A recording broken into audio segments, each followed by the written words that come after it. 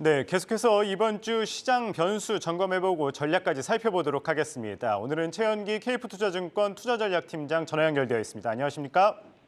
예, 안녕하세요. 예, 이번 주 가장 큰 시장의 이슈였죠. 이 연준 파월 의장의 연설 예정되어 있습니다. 이에 따른 좀 시장 영향 어떻게 보십니까?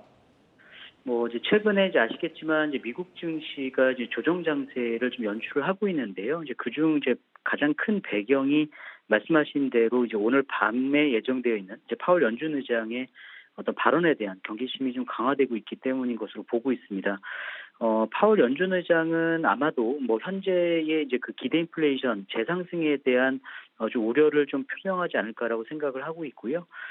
금리 인상, 그러니까 12월 FOMC 회의 이후부터 금리 인상 속도가 조절될 어떤 필요성은 좀 있다라는 점에는 좀 동의하겠습니다만, 이전보다, 그러니까 이전 예상했던 어떤 금리 인상 경로보다는 최종 금리의 레벨 자체가 조금 더 높아질 수 있고, 또 현재의 이 높은 금리 수준 자체가 기간이 좀 더 오래 연장될 수 있다라는 점을 좀 역설하지 않을까라고 보고 있습니다. 그래서 시장에 좀 미치는 영향은 아마 중립 이하의 좀 다소 부정적인 좀 영향을 미치지 않을까라고 보고 있고요. 리사 콕 연준 이사 역시 발언이 예정되어 있는데, 여전히 연준의 정책의 포커스 자체는 인플레이션 대응에 맞춰져 있고, 어떤 긴축적 효과가 좀 빨리 나타나기를 좀 기다릴 필요가 있다라는 점을 좀 재강조하지 않을까라고 보고 있습니다. 네, 이 최근에 이 최대 변수로 떠오르고 있죠. 이 중국 코로나19 다시 재확산되면서 중국 정부가 이 제로 코로나 관련해서 이 시위, 이 시민들 이 제로 시위, 백지 시위 다시 나타나고 있는데 이에 따른 시장 영향 어떻게 보십니까? 지금 물론 노인 어떤 백신 접종을 조금 서두르는 어떤 그런 정책들이 나오면서 봉쇄 조치에 대한 우려가 일부 완화되고 있긴 합니다만, 여전히 확진자 수의 증가세가 유지가 되고 있고, 그로 인해서 어떤 재봉쇄 조치, 그리고 물론 사회적 혼란뿐만 아니라 결국 이런 것들이 중국 경기 둔화에 대한 우려, 그리고 공급망 변목 현상 심화로 좀 이어지는 상황이기 때문에 아무래도 위험자산 선호 심리가 좀 위축되는 데 영향을 좀 더 크게 미치고 있는 것 같고요.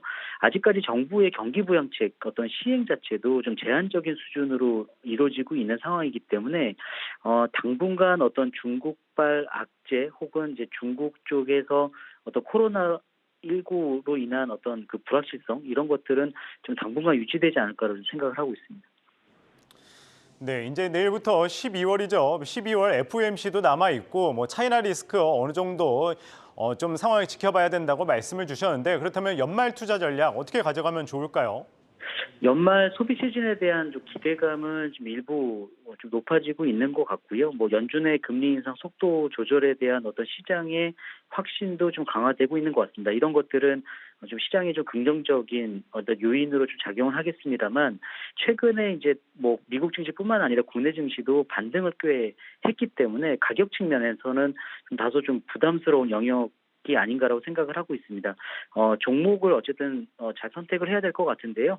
저희는 업종 어떤 재고 순환 관점에서, 그리고 정책 모멘텀을 감안한다면 IT라든가 2차 전지 중심의 포트가 좀 여전히 좀 유효한 어떤 전략이지 않을까라고 생각을 하고 있습니다.